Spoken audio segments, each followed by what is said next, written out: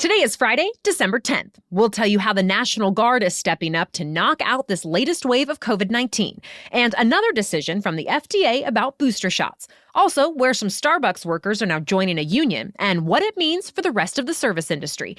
Plus, the verdict for an actor accused of faking a hate crime, new eye drops that are said to actually give you sharper vision, and what Americans Googled most in 2021. Welcome to The Newsworthy. All the day's news in about 10 minutes. Fast, fair, fun, and on the go. I'm Lacey Evans, filling in for Erica Mandy today. Thanks so much for being here. You ready? Let's do this. There are new concerns as COVID-19 cases are rising in the U.S. Even though the case counts, hospitalizations, and deaths are not to levels quite as bad as last winter, they're still up from a couple of months ago. And this time around, things should be easier since the U.S. has new treatments to fight COVID-19 and vaccines to help prevent it. But there's another issue. Nearly 2 years into this pandemic, American healthcare systems are overstretched, and doctors, nurses, and other staff are overworked. So at least 4 states have now called in the National Guard. Indiana, New York, New Hampshire, and Maine are now getting help from hundreds of National Guard members. Some of them are medics already, so they can step in caring for patients. Others will take on non-medical work, like in reception or food service. In New Hampshire, Indiana, and Maine, they're going to hospitals. In New York, they're going to nursing homes and long-term care facilities. And these are just the latest deployments in response to a crisis. Other states say if their case counts keep rising, they too will have to call on the National Guard or FEMA for emergency assistance. Stay tuned. Even more Americans are now eligible for COVID-19 booster shots. The FDA authorized a third dose of the Pfizer vaccine to 16 and 17-year-olds. The CDC signed off too. So this means those teens can get a booster 6 months after they've gotten their second dose. Americans 18 and up can already get booster shots from Pfizer, Moderna, or Johnson & Johnson. But for 16 and 17-year-olds, mixing and matching isn't an option, since for now, Pfizer's vaccines are the only ones authorized for their age group. Even though children are less likely than adults to get severely sick from COVID-19, a small portion of them do, and they can also spread it to others who are more vulnerable. So the FDA decided the benefits of teens getting boosters outweigh any risks from the shots. Remember, there had been some questions about a very rare heart-related side effect in teens and young adults who get the COVID-19 vaccines. Studies have found an increased risk of a type of heart inflammation, especially in young boys. But researchers say it's only been found in a very small number of people, and the cases were usually mild. Most recovered without needing treatment. This week, President Biden gathered officials from more than 100 countries to talk about what he called the defining challenge of our time.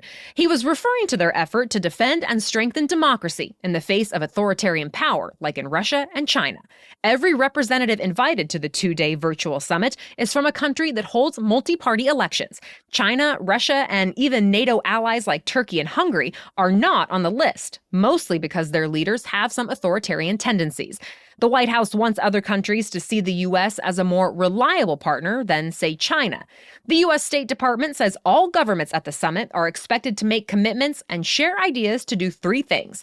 1, counter authoritarianism. 2, combat corruption. And 3, promote respect for human rights. President Biden also announced $424 million to boost democratic governments worldwide.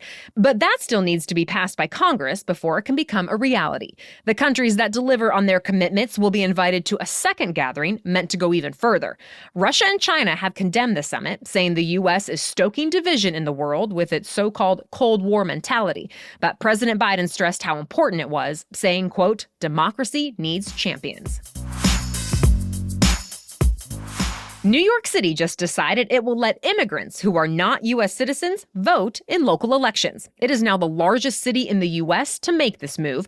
To be clear, though, it only applies to people who are living here legally and paying taxes, but are still not citizens. So those with green cards or the right to work in the U.S. In New York City, that covers more than 800,000 people. Under this new rule, non-citizens will be able to register to vote a year from now, and they will be able to start voting for mayor, council members, and more starting in 2023. That's assuming this rule holds up. Republicans are bashing it, saying it will discourage legal residents from getting citizenship and that it will take power away from citizens. And some are threatening to challenge it in court. But Democrats say non-citizens are still impacted by the outcome of elections, so they should be able to vote. And they are hoping other cities will follow suit. More news is coming up, but first, a quick break for our sponsor. Here's your main host, Erica Mandy, to talk about why she loves Rothy's. It's the holiday season, and what better way to welcome it than with new shoes? From cool flats to sneakers made for adventure, Rothy's has everything you need to start the new year on the right foot. Also perfect for the person on the go, Rothy's spacious, washable bags helping you carry your essentials in style with no stress.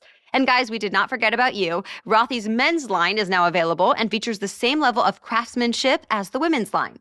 In fact, the number one word used to describe Rothy's shoes when they surveyed thousands of customers is comfortable. And I agree. I love that I can throw on any of my Rothy's shoes and not worry that my feet will hurt or get blisters.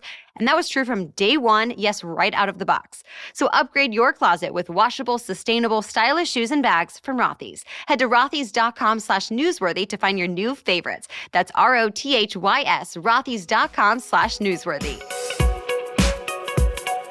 New eye drops hit the market in the U.S. this week that could change the lives of millions of Americans. They're supposed to actually be able to replace reading glasses for anyone who has trouble seeing close up.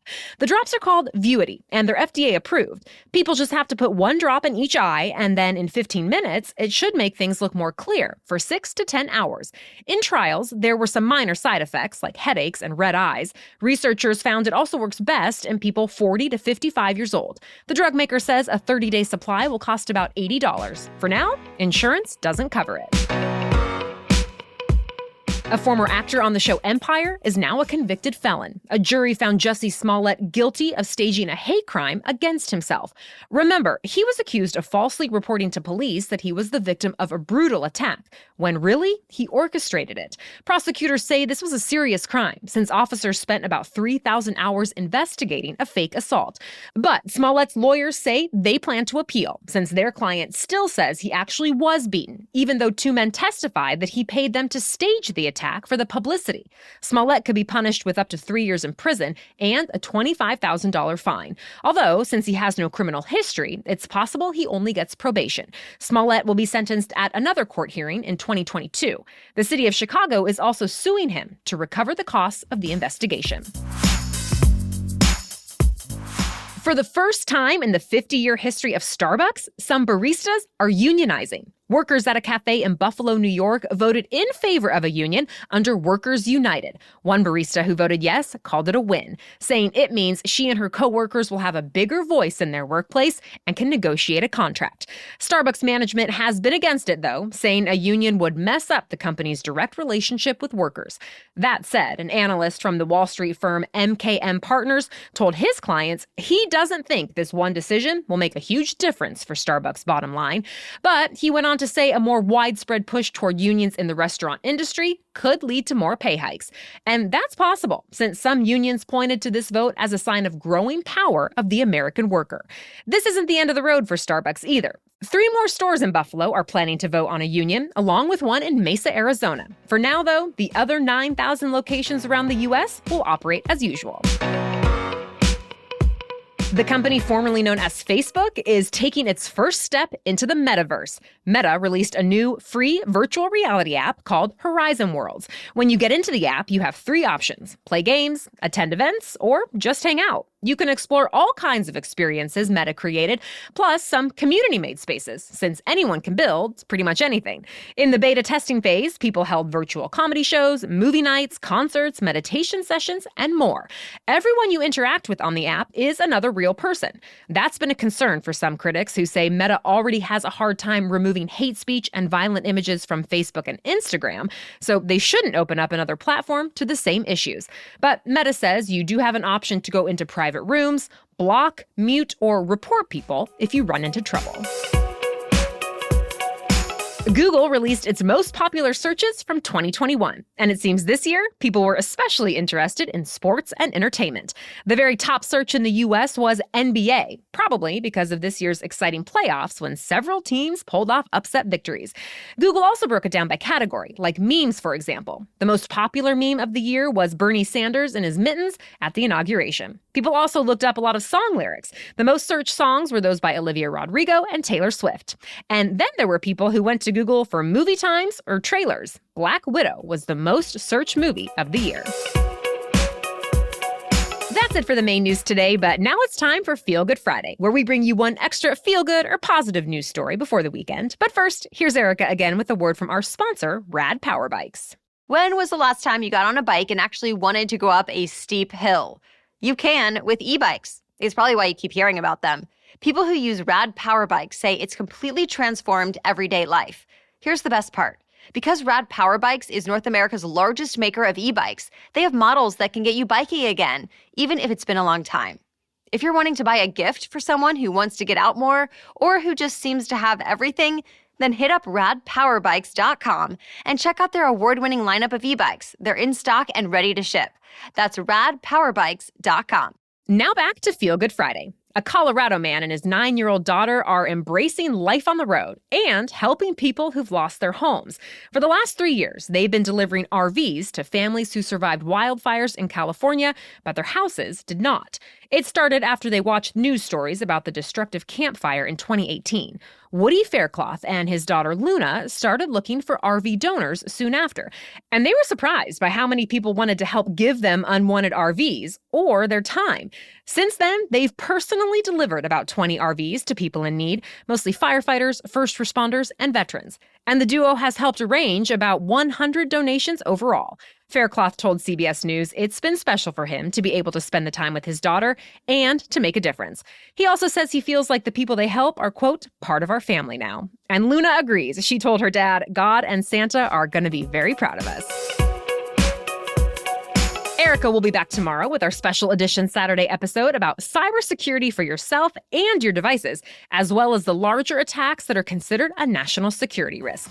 Then join us again Monday for your next news roundup. For now, thanks for listening and have a great day.